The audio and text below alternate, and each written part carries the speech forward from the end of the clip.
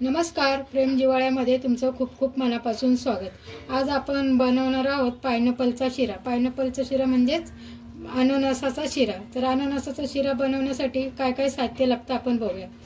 इथे मी 200 ग्राम रवा घेतलाय, बारीक रवा आहे हा, म्हणजे मीडियम रवा आहे हा। इथे 100 ग्राम मी देशी तूप घेतले। इथे अननसचे 5-6 पीस घेतलेत। इथे साखर आहे 200 ग्राम। इथे काजू, बदाम, मनुके हे आहे, सुकामेवा आहे। इथे जायफळ आहे आणि इथे केशरवाले दूध आहे, ठीक आहे। आणि इथे वेलची आहे। आता आपण बनवायला सुरुवात करूया। आता आपण तूप टाकले,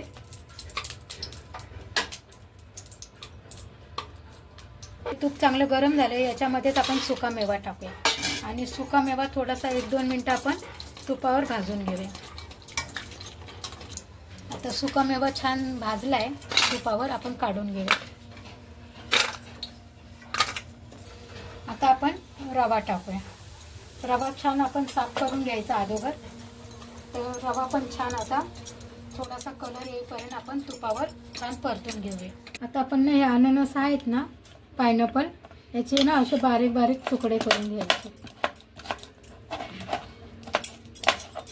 अननस टाकल्याने शिऱ्याला अप्रतिम अशी मस्त टेस्ट येते आणि चवीला तर फार भन्नाट लागतो। आता शिरा मस्त आपला तुपावर भाजलाय, परतून घेतलाय मी। थोडासा त्याला कलर सुद्धा आलाय, बघू शकता।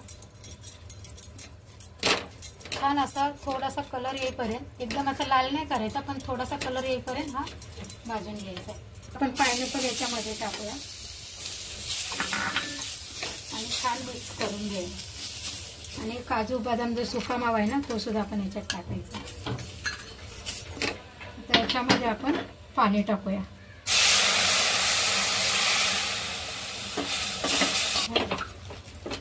आता याच्यामध्ये आपण टाकूया साखर, वेलची पूड, असं जायफळ। छान मिक्स करून घ्यायचं। केशरवालं दूध,